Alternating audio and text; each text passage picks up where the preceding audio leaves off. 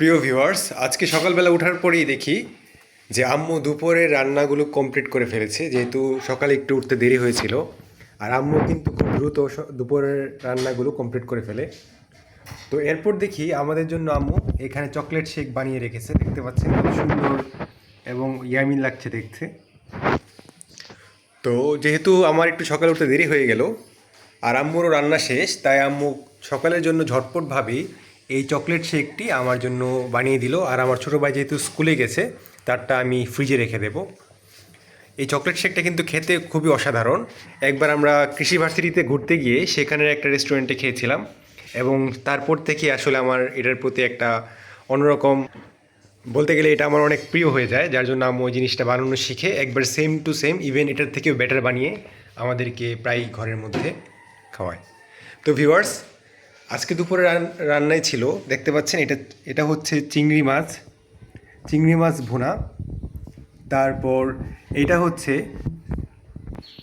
মাগুর মাছ আলু দিয়ে ঝোল। এটা হচ্ছে চেপা ভুনা, দেখতে পাচ্ছেন কত সুন্দর এবং লাল টকটকে দেখাচ্ছে। এটা কিন্তু আমার অন্যতম ফেভারিট একটা খাবার। এরপর আছে, দেখতে পাচ্ছেন এটা হচ্ছে মসুরের ডাল। আর এছাড়াও আমি কিন্তু সকালবেলা উঠে আম্মুকে বলেছিলাম আলু ভর্তা করতে, কেননা আলু ভর্তাটা আমার খুবই ভালো লাগে। আসলে আজকে উঠেই আলু ভর্তাটা কেন জানি খেতে ইচ্ছা করছিল, যার জন্য আম্মু আলু ভর্তাও বানালো। এরপর জানালার কাছে এসে দেখি আম্মু বিকালের নাস্তার জন্য প্রিপারেশন নিয়ে রেখেছে। এই যে দেখতে পাচ্ছেন এখানে বেশ কিছু আয়োজন আছে। তো এইগুলো কিন্তু আম্মু বিকালে তৈরি করবে, হয়তো বা সমুচা বা রোল তৈরি করবে। এই যে দেখতে পাচ্ছেন এখানে ডো তৈরি করা আছে, আম্মু আগে রেডি করে রেখেছিল। এই যে এখানে দেখতে পাচ্ছেন দুপুরের যে ভাতটা আছে সেটা হয়ে গেছে।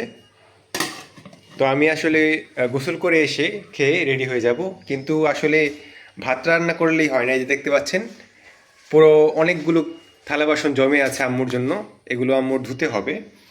কেননা আসলে রান্না করলেই হয় না, রান্নার সাথে সাথে থালা বাসনও জমে, এবং এটা আসলে ধোয়া কিছুটা বিরক্তিকর কাজ এবং কিছুটা কঠিন কাজও।